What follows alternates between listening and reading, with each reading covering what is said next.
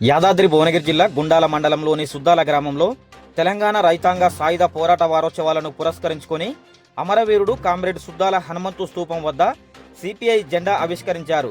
ఈ సందర్భంగా సిపిఐ మండల కార్యదర్శి అనంతుల రామచంద్రయ్య, జిల్లా కార్యవర్గ సభ్యులు కుసుమాని హరిశ్చంద్ర మాట్లాడుతూ, భూమి కోసం, భుక్తి కోసం, వెట్టి చాకిరి విముక్తి కోసం, నిజాం నిరంకుశ పాలనకు వ్యతిరేకంగా సాయుధ పోరాటంలో పోరాడిన ఘనత గుండాల మండలానికి ఉందన్నారు.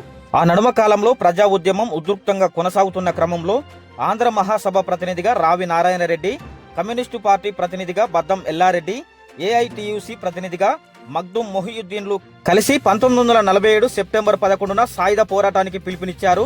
నిజాం నవాబుకు, భూస్వాములకు ప్రైవేట్ సైన్యంగా ఉన్న కాసిం రజ్వీ నేతృత్వంలోని రజాకార్లపై ప్రజలు ఎర్రజెండా పట్టుకుని తిరగబడ్డారు. వారి తుపాకీ గుళ్లకు ఎదురొడ్డి వడిసెలు, గుత్పలు, కర్రలతో ఎదురు తిరిగారు.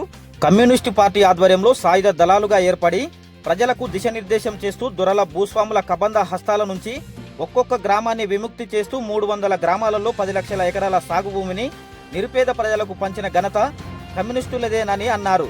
నేటి యువతకు ఆదర్శప్రాయంగా ఉండాలంటే తెలంగాణ రైతాంగ సాయుధ పోరాటం యొక్క గొప్పతనాన్ని పాఠ్య పుస్తకాలలో చేర్చాలని ప్రభుత్వాన్ని డిమాండ్ చేశారు కమ్యూనిస్టులు.